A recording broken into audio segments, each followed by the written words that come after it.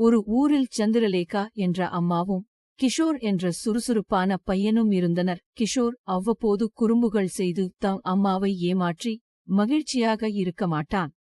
ஒரு நாள் கிஷோர் அம்மாவிடம், "அம்மா, நான் ஒரு விஞ்ஞானி ஆகப் போகிறேன்" என்று சொல்லி மெல்லிய புன்னகையுடன் வீட்டின் பின்புறம் ஓடினான். சந்திரலேகா அதை அவ்வளவாக எடுத்துக்கொள்ளவில்லை. ஆனால் சில நிமிடங்களில் திடீரென, "ஏ, இது என்ன?" என்று கத்தினார்.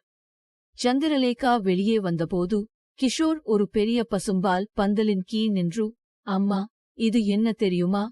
இது என் புதிய தண்ணீர் சுத்திகரிப்பு மந்திரம்" என்று பெருமையுடன் சொன்னான். பாலை பார்த்து ஆச்சரியமடைந்த சந்திரலேகா, "பாலை குளிக்கவா?" என்று கேட்டார். "ஆமாம் அம்மா, இதை சாப்பிட்டால் நாம் அனைவரும் பசுமை கலந்தோராம்" என்று கிஷோர் விளக்கினார். அம்மா சிரித்துக்கொண்டே, "எனக்கு மட்டும் பரவாயில்லை, ஆனா அடுத்த முறையாவது நீ சுத்தமாகவே இருக்கலாம், நம்ம பசு மட்டும் மகிழ்ச்சி இருக்கணும்" என்று கூறினார். அடுத்த சில நாட்களுக்கு கிஷோர் அடங்கிவிட்டான். ஆனால் சந்திரலேகா தெரிந்தார். அடுத்த பெரிய சதி எப்போது வரும் என்று காத்திருக்கிறார்.